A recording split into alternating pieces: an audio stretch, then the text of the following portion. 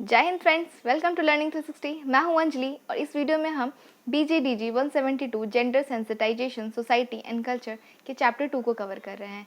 Chapter 2 का कुछ remaining part रह गया था पिछले वाले वीडियो में, जिसको हम इस वीडियो में कंप्लीट करेंगे। हम इस सीरीज़ में ये जो चैप्टर है, इस चैप्टर में हम सेक्सुअलिटी को समझ रहे थे। जिसके पहले एक बार डिटेलिंग देख लेते हैं कि हम पिछले वाले स्लाइड में जहाँ एंड रह गया था उसको समराइज़ करके, उसको रिवाइज़ करके फिर हम स्टार्ट करेंगे। इससे पहले हम ये समझे थे कि सोसाइटी किस तरह से कंस्ट्रेंट लगाती है, और सोसाइटी हमेशा जब आपका जो सेक्सुअल एक्ट है अगर प्रोजेनी के लिए हो या फिर रिप्रोडक्शन के लिए हो तभी वो अलाउ करती है और रिस्पेक्टेबल मानती है। अदरवाइज़ अगर आप कैपेबल नहीं हो रिप्रोडक्शन के लिए तो तब उस टाइम पे आपके सेक्सुअल एक्ट को समाज अग्री नहीं करता, आपके साथ फिर अच्छा व्यवहार नहीं किया जाता। इसका एग्जाम्पल हम ओल्ड एज पीपल के बारे में पढ़े थे। गे मेन है या फिर लेस्बियन है, दो लेस्बियन भी है, अगर दो कपल हैं जो दोनों ही लड़की हैं, तो हम बायोलॉजिकली हम जानते हैं कि रिप्रोडक्शन के लिए एक मेल और एक फीमेल गैमेट का ज़रूरत होता है। बट यहाँ पे है दो फीमेल एक बेबी को रिप्रोड्यूस नहीं कर सकती, पर वो दोनों एक दूसरे से प्यार करती है, ठीक, पर उन दोनों के प्यार को कंसिडर नहीं किया जाता। क्यों? क्योंकि उन लोग कैपेबल नहीं हैं। क्यों किस चीज़ के कैपेबल नहीं है? रिप्रोडक्शन के लिए कैपेबल नहीं है। ठीक है, यही रीज़न है कि सेम सेक्स डिज़ायर को समाज एक्सेप्ट नहीं करता, क्योंकि समाज हमारे सेक्सुअल डिज़ायर को तभी एक्सेप्ट करेगी जब अगर वो जो कंडीशन बना रखी है समाज, उस कंडीशन के क्राइटेरिया में आप आते हैं। तो जो क्राइटेरिया वगैरह क्या था ये हम पिछले वीडियो में कवर कर चुके हैं। चलिए देखते हैं। ये फोर्थ पॉइंट जो हमारा है कि women who initiate sexual interaction called sluts. देखिए विमेन जो है, आप मूवी वगैरह में भी देखे होंगे कि कभी भी ओल्ड से सॉन्ग पे ज़्यादा देखने को मिलता है कि जो हीरो होता, मतलब एक्टर जो होता है, वो इनिशिएट करता है, हीरोइन के करीब जाता है और हीरोइन शर्माते हुए बगल से निकल जाती है, शर्माते हुए एक पेड़ से दूसरे पेड़ की तरफ चल जाती है। सब पुराने सीरियल्स में, पुराने मूवीज़ वगैरह हम लोग देखते हैं, सॉन्ग्स का सीन रहता है। पर उसमें क्या दिखाता है कि हमेशा जो इनिशिएटिव रहता है, जो अगर रोमांस का इनिशिएट कौन करेंगे, वो मेल मेंबर ही करेंगे। और फीमेल का क्या है, फीमेल को शर्माते हुए रोकते हुए चले जाना है। कभी फीमेल इनिशिएट नहीं कर सकते, और फीमेल इनिशिएट करती भी है। हालांकि सेक्सुअलिटी जो है, सेक्सुअल प्लेजर या फिर सेक्सुअली अट्रैक्ट होना किसी की तरफ, दोनों में है, male as well as female. Human being का कैरेक्टर है, ना ही कि एक जेंडर का कैरेक्टर है, दोनों में है। पर फिर भी जो एक्सप्रेस करने का जो अधिकार है, जो एक्सप्रेस कौन कर सकता है? बस मेल मेंबर कर सकते हैं, फीमेल नहीं कर सकते। और फीमेल करती है तो उनको हम स्लट का नाम दे देते हैं। ठीक है, अब देखिए, कब आप देखते आ रहे हैं पर हम लोग उस पर ध्यान नहीं देते। पर अब ये चैप्टर पढ़ने के बाद आपका ध्यान जाएगा, क्योंकि हमेशा क्या होता है कि लड़के इनिशिएट करेंगे और लड़की, जबकि दोनों के अंदर फीलिंग सेम ही है, और लड़की अगर इनिशिएट कर भी देगी तो हम लोग उसको क्या बोलेंगे कि अरे ये तो स्ट्रेट फॉरवर्ड है, ये तो बहुत फॉरवर्ड है लड़की, जबकि फीलिंग तो दोनों के अंदर है ना। तो अगर एक इंसान एक्सप्रेस कर पा रहा है तो दूसरा क्यों नहीं कर सकता। हमारा नेक्स्ट स्लाइड है, food and sexuality are different. देखिए food and sexuality are different का बोलने का क्या मतलब है कि जैसे हम लोग बोलते हैं ना, सेक्सुअलिटी पे उसका फूड हैबिट भी डिपेंड करता हो, कैसा सोच लेते हैं। जैसे बहुत ऐसा रिलीजन है, ये कास्ट है जिसमें ना लड़के लोग को नॉनवेज खाना अलाउ है पर लड़कियों का अलाउड नहीं है, क्योंकि लड़कियों को नहीं खाना चाहिए। पर और अज्यूम करते हैं कि लड़कियों को पसंद नहीं ही होगा, पर ऐसा नहीं है। जैसे ये भी बोल सकते हैं कि जो खट्टा खाना, इमली खाना, अचार खाना, फुचका खाना, ये सब किसका ट्रेट है? फीमेल का। अरे लड़कियां को ये सब ज़्यादा पसंद आता होगा, लड़कों को नहीं पसंद आता होगा, ऐसा नहीं है। किसी लड़के को भी फुचका खाना अच्छा लग सकता है, खट्टा खाना, इमली खाना, ये सब ऐसा नहीं है कि लड़की ही पसंद करती है, लड़के भी पसंद कर सकते हैं। ये जेंडर पे डिपेंड नहीं करता, ना ही कि सेक्सुअलिटी पे, ये ह्यूमन बिहेवियर है। तो एक सेम जेंडर का इंसान का डिफरेंट सेक्सुअलिटी भी हो सकता है, और डिफरेंट जेंडर का इंसान का सेक्सुअलिटी सेम भी हो सकता है। ठीक है, मतलब दो लड़के को, एग्जाम्पल समझते हैं, एक लड़के का खाने का जो चॉइस होगा, फूड चॉइस होगा, वो अलग हो सकता है, या फिर एक लड़का और एक लड़की का, दोनों का फूड चॉइस सेम भी हो सकता है। ठीक है, उसके बाद हमारा आता है sexuality and aspect of life. हमारी लाइफ में सेक्सुअलिटी किस तरह से इम्पैक्ट डालती है।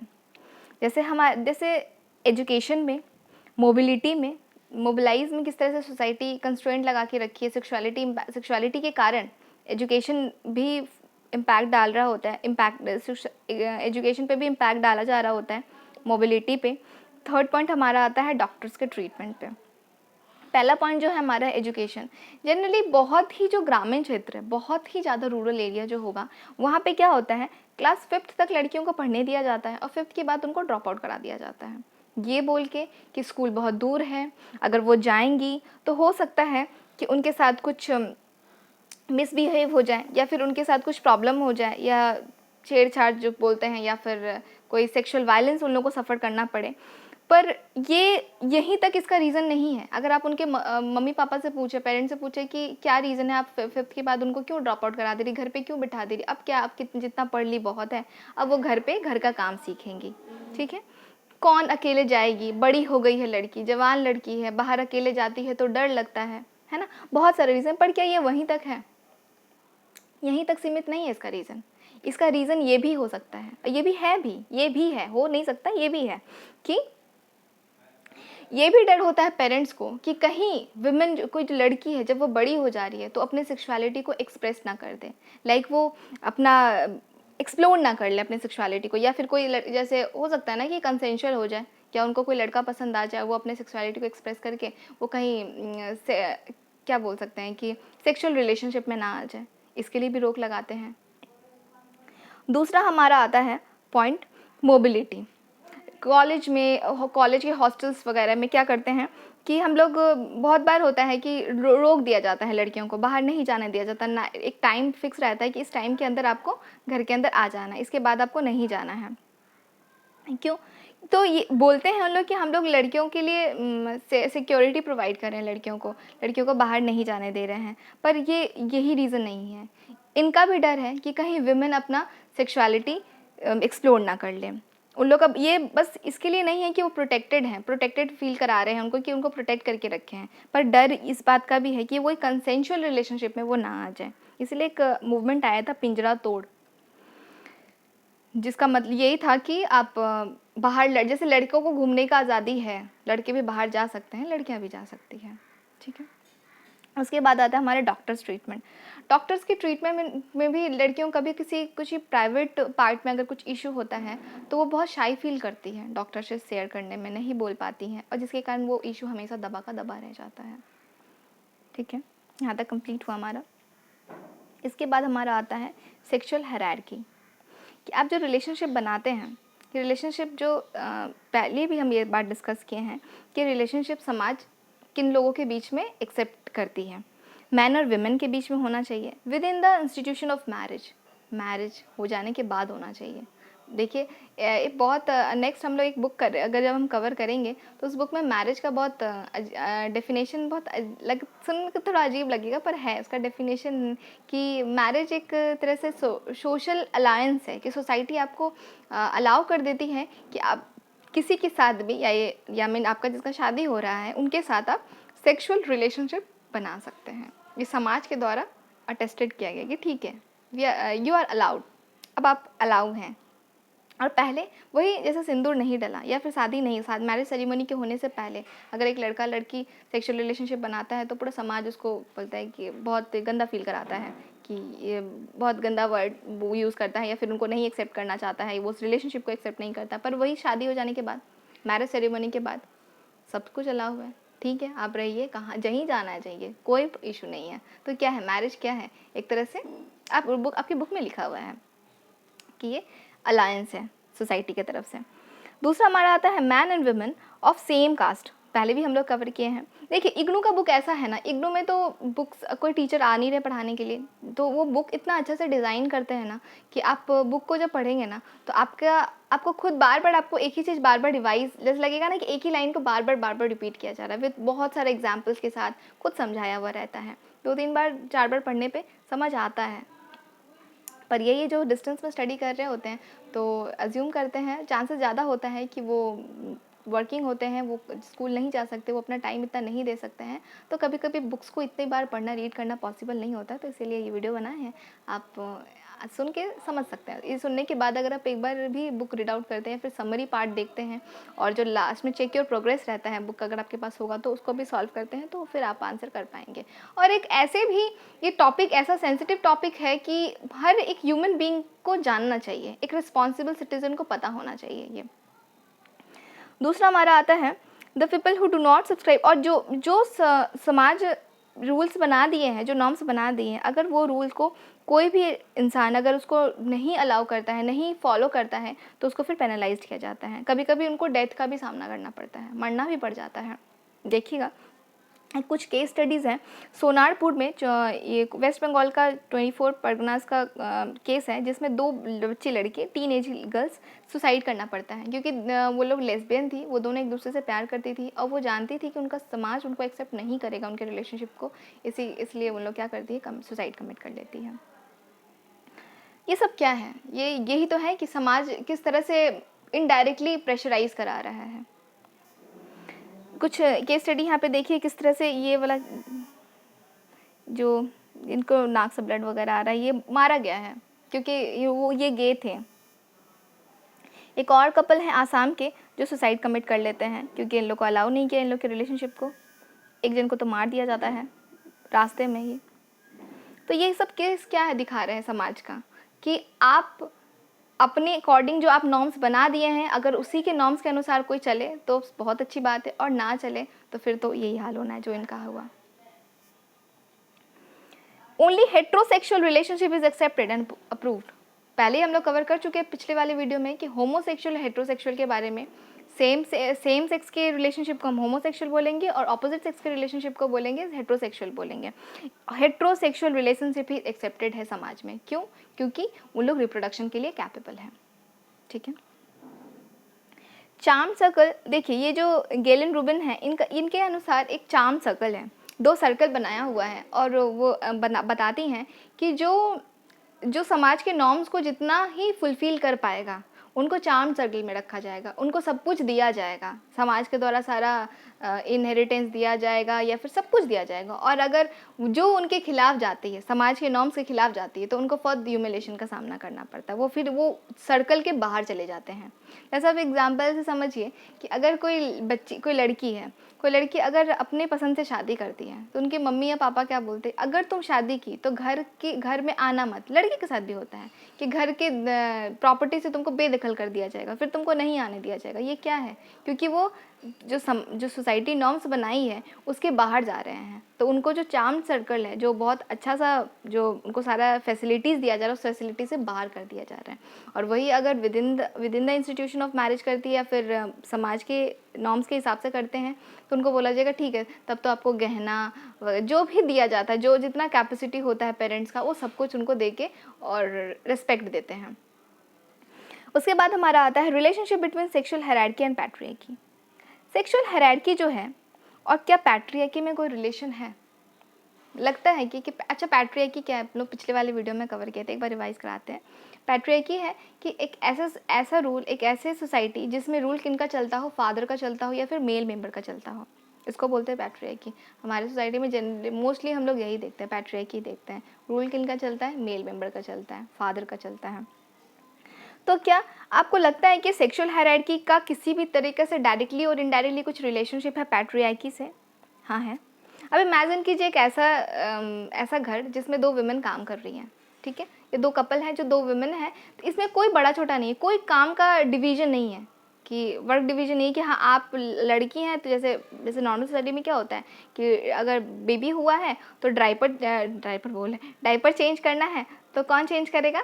वुमेन ही चेंज करेगी, मदर ही चेंज करेगी। अगर बच्चे को वॉशरूम जाना है तो कुछ फ्रेश होना है तो क्या वो बच्चा किसके पास जाएगा? मम्मी के पास जाएगा, पापा के पास रेयर जाता है। और अगर वो कुछ कर भी रहा है या फिर गंदा कर दिया है जगह, तो उसको बोला जाएगा मम्मी को बुलाओ, बोलो कि उनका बेटा देखो क्या कर दिया, साफ करना पड़ेगा। पापा को मत बोला, मम्मी को बोला, क्योंकि ये काम ही डिवाइड कर दिया गया। पर अगर ऐसे कपल होते हैं जो दोनों ही मेल है या फिर दोनों ही फीमेल है, तो क्या इसमें कुछ डिवीजन होगा? क्या नहीं होगा डिवीजन, दोनों को इक्वल दिया जाएगा, दोनों मिल बांट के काम करेंगे, है ना। देखिए, और यही सबसे बड़ा रीजन होता है कि पैट्रियार्की को भी चैलेंज कर रहा होता है सेक्सुअल हायरार्की है। यही रीज़न है कि वो पैट्रियार्की को चैलेंज करने वाला रिलेशनशिप एक्सेप्टेबल नहीं होगा। समाज बनाया है पैट्रियार्की को सबसे ऊपर, ठीक है, पैट्रियार्की होना चाहिए, मेल मेंबर को सुप्रीम रहना चाहिए। और अगर ऐसा कुछ है, ऐसा कुछ नॉर्म्स है जो मेल मेंबर को सुप्रीम होने से रोक रहा है, उसको कभी अलाउ नहीं करेगा। देख पा रहे हैं कैसे इनडायरेक्ट रिलेशन है, या डायरेक्ट रिलेशन आप देख पा रहे होंगे, नहीं तो इनडायरेक्टली रिलेटेड है, रिलेट कर रहा है कि पैट्रियार्की को चैलेंज कर रहा है इसके कारण। और देखिए ये भी बात आता है कि दोनों ही अर्न कर रहे हैं, या फिर दोनों ही घर का काम कर रहे हैं, दोनों मिल बांट के काम कर रहे हैं, तो यहाँ पे बड़ा छोटा का कोई बात नहीं है। तो मेल मेंबर का जो सुप्रियरिटी है ये अब वो नहीं दिखा पाएंगे, ठीक है। और यही रीज़न है कि सेक्सुअल हायरार्की का बहुत बड़ा रोल प्ले होता है पैट्रियार्की से। There is a fundamental relationship between hierarchy and patriarchy at the heart of the charm circle. और यही जो चार्म सर्कल के जो हर्ट में कौन आता है, जो सबसे मिडिल में, सबसे बहुत सराहा जाता है उनको, जो हेट्रोसेक्सुअल रिलेशनशिप बनाते हैं। हेट्रोसेक्सुअल रिलेशनशिप पहले ही बता चुके हैं, मेल और फीमेल के बीच में रिलेशनशिप बन रहा है। मोनोगैमस होना चाहिए। मोनोगैमस मतलब होता है, मोनो मतलब सिंगल, गैमस मतलब मैरिज। आप अगर किसी एक जन से शादी कर रहे हैं, उनको सराहा जा रहा है। This precisely is the unit of the patriarchy request. यही चीज़ है जो पैट्रियार्की को चाहिए। पैट्रियार्की को चाहिए, अगर वो एक लड़का है, अगर लड़की से शादी करेगा तभी तो वो उस पर रूल कर पाएगा। अगर वो लड़का फिर लड़के से ही शादी कर लेता है तो यहाँ पे पैट्रियार्की कहाँ चला, पैट्रियार्की तो नहीं चलेगा ना। यही रीज़न है कि सेम सेक्स डिज़ायर एक्सेप्टेबल नहीं है, ठीक है। बहुत देखिए एक एक करके हम लोग समझ पा रहे हैं ना एक दूसरे से कैसे। आप स्टार्टिंग से देख रहे होंगे तो आपको अब ज़्यादा क्लियर हो रहा होगा वीडियो। डिवीजन ऑफ लेबर हम लोग पहले डिस्कस कर दिए। Power required by patriarchy becomes possible तभी होगा जब हेट्रोसेक्सुअल रिलेशनशिप बनेगा, तभी तो फादर है जो अपना पावर दिखा पाएंगे। सेम सेक्स डिजायर अगर आप शो करते हैं तो क्या होता है, अब देखिए। When where men and women were in relationship with the people of the same gender, अगर सेम जेंडर के कुछ लोग हैं, सेम जेंडर के दो कपल हैं, रिलेशनशिप बनाते हैं, तो उनको हम होमोसेक्सुअल रिलेशनशिप बोलते हैं। पहले भी हम लोग डिस्कस किए। इसको हम एबनॉर्मल बोलते हैं, सोसाइटी इसको एबनॉर्मल बोलता है, सोसाइटी इसको। और अगर ऐसा कुछ कोई फील कर भी रहे हैं तो वो खुद को एबनॉर्मल समझने लगते हैं और सबसे डेविएंट मानने लग जाते हैं। इवन आप खुद सोचिए, अगर आपके कोई फ्रेंड सर्कल में आप अगर लड़का है या फिर लड़की है, चलिए लड़का है या लड़की जो भी है, तो आप ही के सेम जेंडर के कुछ एक लोग हैं आपके पास आते हैं, एक पर्सन आके बोलते हैं कि अब वो आपके लिए लव फील कर रहे हैं या आप अट्रैक्टेड फील कर रहे हैं, तो आपको कैसा लगेगा, आप खुद इमेजिन करके देखिए। हो सकता है वो आप अगर फील कर भी रहे होंगे तो बोल नहीं पाएंगे, क्योंकि उनको डर होगा कि फिर बहुत सारा ह्यूमिलेशन फेस करना पड़ेगा। फ्रीडम फील नहीं कर पाएंगे, उन लोग एक्सेप्ट ही नहीं करेंगे। और कोई बहुत लोग तो छुपा देते हैं, वो छुपा के रखते हैं। तो ये क्यों है? अगर ऐसा कुछ होता है, अगर मान लीजिए कि ऐसा रिलेशनशिप बनाते हैं, तो फिर उनको क्या क्या प्रॉब्लम आता है। वायलेंस फेस्ड बाय पीपल, उनको चुप रहने के लिए बोला जाता है, या तो फिर वो चुप रह जाते हैं, साइलेंट रहते हैं। जैसे कि हम बोले ना कि वो अगर फील करेंगे भी तो कुछ नहीं बोलेंगे, चुप रहेंगे, अपने फ्रेंड्स में भी डिस्कस नहीं करेंगे। वो खुद कितने भी परेशान हो, खुद में हो सकता है उनको स्ट्रेस हो जाए, एंजाइटी हो जाए, डिप्रेशन में चले जाए, बट वो कभी नहीं बोलेंगे। आप खुद सोच के देखिए, अगर आप किसी के लिए अट्रैक्टेड फील कर रहे हैं, किसी से आप किसी के लिए अच्छा फील कर रहे हैं और आप उनको बता ही नहीं पा रहे हैं, तो आपको कैसा फील होगा, है ना। तो ये तो एक तरह से स्ट्रेस दे रही है ना society indirectly. Violence faced by people, या फिर आप देख सकते हैं फैमिली भी बहुत बार फैमिली भी बहुत वायलेंट क्रिएट करता है। जैसे कि बहुत बार ना फैमिली उसको प्रेशराइज करता है। फैमिली को लगता है ना कि जैसे एक लड़की है, एक लड़की से अट्रैक्टेड फील कर रही है, वो लेस्बियन है, तो फैमिली को बहुत बार लगता है ना कि शायद ये खुद की सेक्सुअलिटी को नहीं समझ पा रही है। मे बी जब इसके साथ अगर कोई सेक्सुअल रिलेशनशिप बनाएगा तो वो उसको प्लेजर फील करेगी, तो उसको समझ में आएगा कि नहीं, वो लड़का ही है जो इनको अच्छा फील करा सकता है। तो बहुत प्रेशराइज कर पे फैमिली मेम्बर के द्वारा भी कभी कभी रेप करा दिया जाता है। बट ये सेक्सुअलिटी यहीं तक तो नहीं है ना। सेक्सुअलिटी बस मेल और फीमेल के बीच में तो नहीं होता ना, यही तो हम लोग समझे थे। तो वो अगर उसको पता होगा तो वो अगेंस्ट आवाज़ उठा के बोल सकती है, और नहीं पता होगा तो खुद कंफ्यूज होके फिर तो ऊपर ही जाना है उनको। जैसे कुछ पहले हम लोग कुछ स्लाइड में देखें कि क्या हुआ उनके साथ। एजुकेशनल इंस्टीट्यूशन में भी बहुत बार क्या, अभी तक हम लोग तो यही देख रहे हैं, पता नहीं होगा कुछ बुक्स में, हम तो नहीं पढ़े अभी तक से, कि शायद ही कोई बुक्स होगा जिसमें ना इस रिलेशनशिप के बारे में मेंशन किया होगा कि हाँ, दो कपल है जो दोनों लड़की हैं, या दो कपल है जो दोनों, एक मेल और एक फीमेल है। नहीं, दोनों मेल हैं, है ना। सेम सेम वाले जो जेंडर होते हैं उनके रिलेशनशिप को मेंशन बुक्स में भी नहीं किया जाता है, बुक्स भी नहीं समझ पाते हैं। बुक्स भी कभी कभी पता है इनडायरेक्टली हम लोग को सबकॉन्शियसली कुछ मैसेज दे देती है। ऐसे एक बहुत अजीब सा, हम ये आपके बुक में नहीं लिखा, ये हम बता रहे हैं, हम बुक में देखे थे, छोटे बच्चे के बुक में था, अगली और ब्यूटीफुल को ऑपोजिट दिखाया था। ब्यूटीफुल में गोरी सी लड़की को दिखाया था और अगली में जिनका कम्प्लेक्शन डार्क था उनको दिखाया गया था। बच्चे को क्या सिखा रहे हैं आप, बच्चे को सिखाना क्या चाहते हैं कि जो गोरे होते हैं वो बहुत ब्यूटीफुल होते हैं और जो काले होते हैं वो गंदे होते हैं। इनडायरेक्टली तो आप समाज में क्या मैसेज पहुंचा रहे हैं, छोटे बच्चे के दिमाग में क्या आएगा। तो कहीं ना कहीं बुक भी हमारा सोशलाइजेशन में, मतलब हमारा एजुकेशन हमारे सोशलाइजेशन में बहुत ही अजीब तरीके से इम्पैक्ट डाल देता है इनडायरेक्टली, जिस पे ध्यान भी नहीं जाता कभी कभी। ठीक है, वो तो दूसरा पार्ट हुआ। यहाँ पे आते हैं वर्क प्लेस में भी। आप जहाँ काम कर रहे हैं वहाँ भी आप ऐसा हो सकता है कि बड़े हो गए हैं तो लोग थोड़े समझ पाएँ, पर नहीं, आप वर्क प्लेस में भी अपना फीलिंग एक्सप्रेस नहीं कर सकते। वर्क प्लेस में भी अगर जाते हैं, अगर आप ऐसा डिज़ायर रखते हैं, सेम सेक्स डिज़ायर रखते हैं, तो आपको वहाँ भी शांति से नहीं रहने दिया जाएगा। अब घर पे भी ऐसा पार्टी वगैरह में, आप घर सोचिए आपके घर में पार्टी है और आप अपने पार्टनर को लेके जाते हैं, जो पार्टनर आपके ही जेंडर का है, तो आपके ही सेक्स का है, तो क्या होगा, मतलब फैमिली मेम्बर का क्या रिएक्शन होगा। आप कभी नहीं ले जा पाएंगे, डर रहेगा हमेशा। ओहो, देखिए, जो हम लोग पहले बोले थे कि कैसे होमोसेक्सुअल जो है पैट्रियार्की को चैलेंज करता है, यहाँ पे देखिए दो इमेज हम लोग देख पा रहे हैं। कोई काम का डिवीजन, दोनों एक साथ काम कर रहे हैं, कोई बड़ा छोटा का बात नहीं है, दोनों एक साथ बेबी को बर्थ तो नहीं देती, बेबी को पाल पोस रही है, और दूसरा एक साथ दोनों बर्तन धो रहे हैं। ठीक है, दोनों में इसमें कोई डिवीजन नहीं है कि हाँ तुम्हारा काम यही है, तुम्हारा काम यही है, तुमको यही काम करना, मेरे को यही काम करना, जैसा पैट्रियार्की में होता है। ऐसा कुछ नहीं है यहाँ पे, तो चैलेंज कर रहा है ना। और दूसरा यही है कि रिप्रोडक्टिव लॉजिक को भी, यहाँ पे रिप्रोडक्शन देख के पता चला कि लोग एक दूसरे से शादी इसलिए नहीं किए हैं कि, या एक दूसरे के साथ इसलिए नहीं रह रहे कि इन लोग को रिप्रोडक्शन करना है। ऐसा नहीं है, हम लोग समझ पा रहे हैं कि इन लोग का जो लव होगा वो सेक्सुअल प्लेजर के लिए होगा। और सेक्सुअल प्लेजर के लिए तो सेक्सुअल एक्ट बना ही नहीं हमारे समाज में, जबकि खुद सब जानते हैं ये चीज़, पर उसको एक्सेप्ट नहीं करते हैं। ये जो, और ये लोग का जो सेक्सुअल एक्ट होगा किसके लिए होगा, प्लेजर के लिए होगा, ना ही कि प्रोक्रिएशन के लिए, मीन्स रिप्रोडक्शन के लिए नहीं होगा, और समाज को एक्सेप्ट नहीं करेगा। अब आता है हमारा गुड वुमेन और बैड वुमेन का कंसेप्ट। बैड वुमेन और गुड वुमेन, हाँ, गुड वुमेन क्या होते हैं? गुड वुमेन हम किनको बोलेंगे? समाज जो नॉर्म्स बना दिए हैं, जो समाज नॉर्म्स बना दिए, उस नॉर्म्स के अनुसार अगर औरत रहती हैं, उसके अंदर ही रहती हैं, तो बहुत अच्छी वुमेन है जी। जैसे बचपन से समाज बनाया, अगर आप पर्टिकुलर एक सेक्स के हैं और आपका जेंडर का सोशलाइजेशन हो रहा है, तो समाज बता देती है कि अगर आप लड़के हो तो आपको ये काम करना पड़ेगा, ये रोल आप पे फिक्स कर दिया गया है, और आप अगर लड़की हो तो आपको ये रोल निभाना पड़ेगा, आपको ऐसे ही रहना पड़ेगा। और अगर आप उसके रोल में रहते हैं तब तो आप गुड वुमेन कहलाती हैं, और अगर आप बियॉन्ड चली जाती हैं, अपने मन से कुछ करती हैं, तो फिर तो आप बैड वुमेन की कैटेगरी में आ जाती है।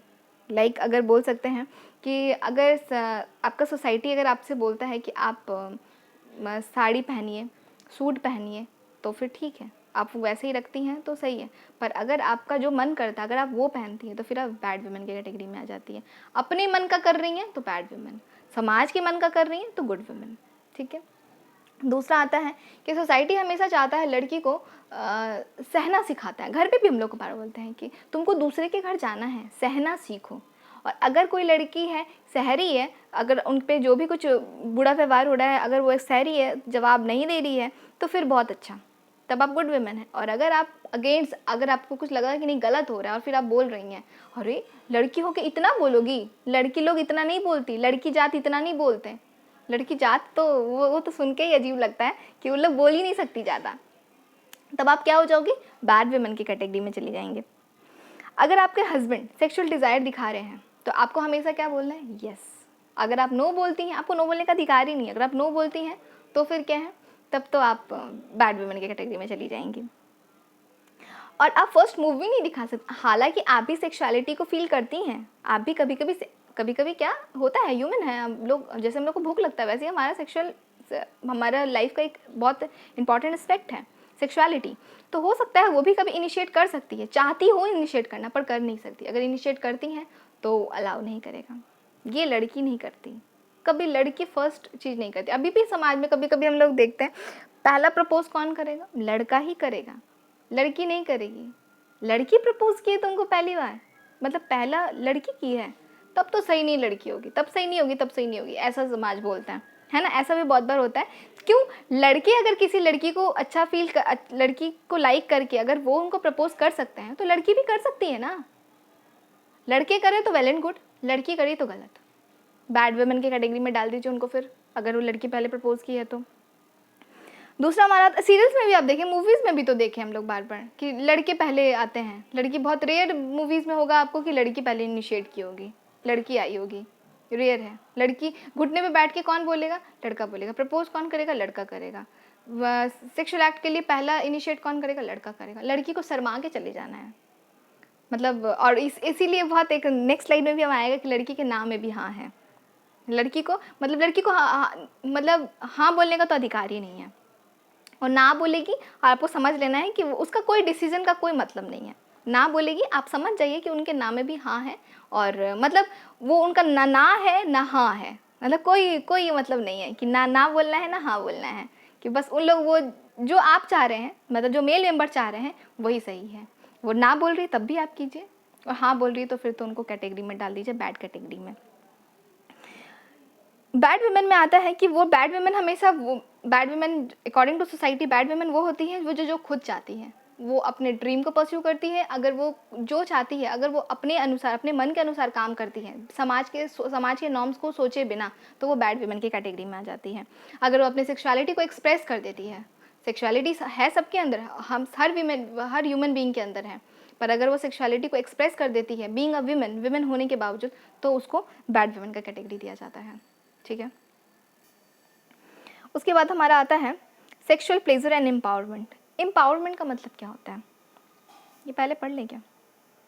पहले एम्पावरमेंट का मतलब समझते हैं कि एम्पावरमेंट का मतलब क्या होता है कि जब इंसान अपने खुशी को, अपने डिज़ायर को, अपने रिकॉग्नाइजेशन, उनका जो अस्तित्व है उसको अगर वो एक्सप्रेस कर पा रहा है, तो उसको हम लोग क्या बोलेंगे, वो हाँ एम्पावर्ड है, जो कि विमेन में हम लोग नहीं देखते। विमेन को हम लोग अलाउ नहीं किए हैं। विमेन को अपना दुख, अपना सुख और कुछ अपने बारे में एक्सप्रेस करने का अधिकार नहीं है, नहीं देता समाज, तो आप उनको एम्पावर नहीं कर रहे हैं। दूसरा हमारा आता है कि वो अपना जो भी रिलेशनशिप है, जो वो अगर उनका जो रिलेशनशिप, जिनके साथ रिलेशनशिप बनाना चाहती है, उनको ऑप्रेस कर दिया जाता है। बहुत बार होता है कि लड़के का लड़कियों के साथ बाहर जाना, बेटे का बाहर जाना ठीक है, कोई बात नहीं, लड़का जाना, पर लड़की को नहीं जाना है।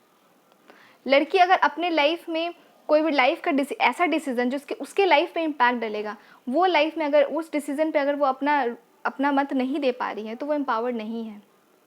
वो अपना चॉइस नहीं रख पा रही है, तो वो एम्पावर्ड नहीं है।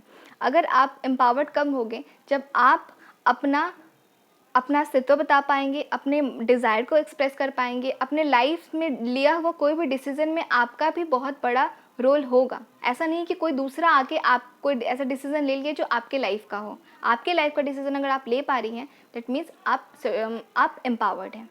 ठीक है। किसी विमेन को या किसी इंसान को एम्पावर्ड करने का मतलब है कि वो इतना इस तरह से हो जाए, इस तरह से एम्पावर्ड हो, लाइक कि वो अपना डिसीजन, अपने लाइफ का डिसीजन वो खुद ले पाए, कोई दूसरा उसको इन्फ्लुएंस ना करे। और अगर उनके साथ कुछ बुरा व्यवहार हो रहा है तो वो क्वेश्चनिंग कर पाए। क्वेश्चनिंग कब कर पाएगा, जब वो खुद को समझेगा, वो अपने सेक्सुअलिटी को समझेगा। अगर उसको ऐसा, वही पहले हम लोग पढ़े थे ना कि अगर सामने उसकी फ्रेंड का शादी हो रहा है, उसकी फ्रेंड तो बहुत खुश है, उसका शादी हो रहा है वो खुश नहीं है, क्योंकि वो समझ ही नहीं पा रही है कि उसका जो सेक्सुअलिटी है वो उसका जो सेक्सुअलिटी है वो होमोसेक्सुअलिटी है। अगर वो सेम सेक्स से वो अट्रैक्ट हो रही है, तो वो अगर नहीं जानेगी खुद के बारे में, तो ना क्वेश्चन कर पाएगी, ना अपना बात रख पाएगी, वो समझ ही नहीं पाएगी। जो हम लोग स्लाइड छोड़ दिए थे, ये देखते हैं सेक्सुअल प्लेजर और एम्पावरमेंट से कैसे रिलेशनशिप है। जैसे विमेन, हम लोग को घर में हमेशा सिखाया जाता है, विमेन को हमेशा सिखाया जाता है कि आप ठीक से बैठिए, ठीक से। अगर मान लीजिए लड़की बैठी है सामने और सामने का लड़का भी बैठा है और लड़की का ड्रेस थोड़ा सा इधर उधर हो गया है, थोड़ा सा, तो लड़के को लड़का देख रहा है, ठीक है, एक कंडीशन रखते हैं, लड़का उधर जा रहा है, तो उनकी मम्मी आएंगी, उनकी मम्मी आते आते पहले सब बेटा है या फिर लड़का है तो उस लड़के को कोई नहीं टोकेगा, कहाँ देख रहे हो, नहीं बोलेगा। लड़की को आके बोला जाएगा ठीक से बैठो, समझ रहे हैं। तो क्या है ये सब क्या है? ये हम ये नहीं कह रहे कि ये सेक्सुअलिटी को एक्सप्रेस करना है, पर ये किस तरह से सोसाइटी कंस्ट्रेंट लगाती है हर जगह से विमेन को, ठीक है। दूसरा हमारा आता है कि स्ट्रेंजर के साथ बात करना भी अलाउ नहीं रहता है लड़कियों को। सेक्सुअलिटी एक्सप्रेस करना तो दूर का बात है, अलाउ नहीं है। लड़के कर सकते हैं, लड़कियां नहीं कर सकती हैं, बेटी नहीं कर सकती है।